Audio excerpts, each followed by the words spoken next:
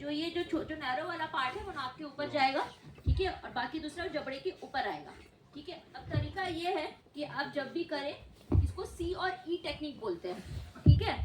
अपने index finger और thumb से आप सी बनाएंगे और जो बाकी की जो 3 उंगली है उससे ई बनाएंगे और उसे रखेंगे जबड़े के ऊपर, जॉ के ऊपर, और उसको उठाएंगे जैसे ये मैम कर रही है यहाँ पे, ठीक है। इसको उठाएंगे और अपनी दूसरी हाथ से सांस देंगे। बहुत ही सिंपल टेक्निक है, करते करते आ जाती है, ठीक है। इससे क्या होता है, एयरवे खुल जाता है और लीक कम होती है ऑक्सीजन की।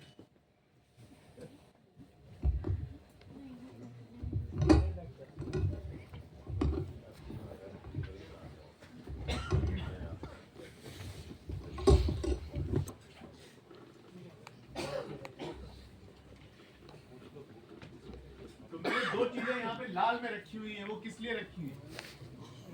ठीक है, ओरल एयरवे डाल दो और ऑक्सीजन फुल पे, थैली वाला ऑक्सीजन। और कुछ नहीं सीखा आज, ये 2 चीजें सीख लो। जो मरीज बेहोश है, अगर आपने सिर्फ ओरल एयरवे डाल दिया, लेकिन ओरल एयरवे साइज का डालना होता है, बड़े मरीज में बड़ा, छोटे मरीज में छोटा।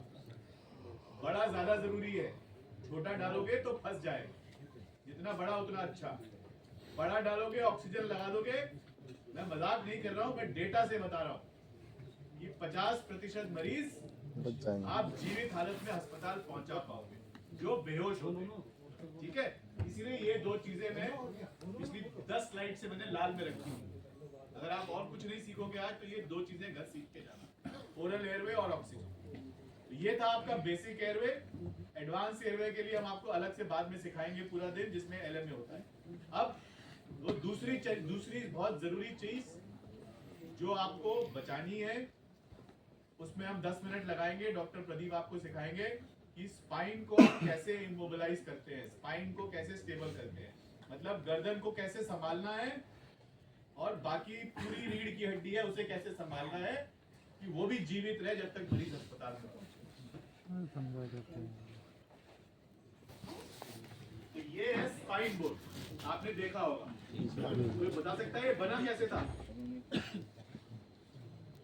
गाड़ियां काटती हुई देखी है ना, जब निकालते हैं बड़े एक्सीडेंट में। अब जी, जब अमेरिका में नए नए हाईवे बने थे 60-70 में, तब वहां गाड़ियां काट के, जो गाड़ी की छत काटी जाती थी, मरीज को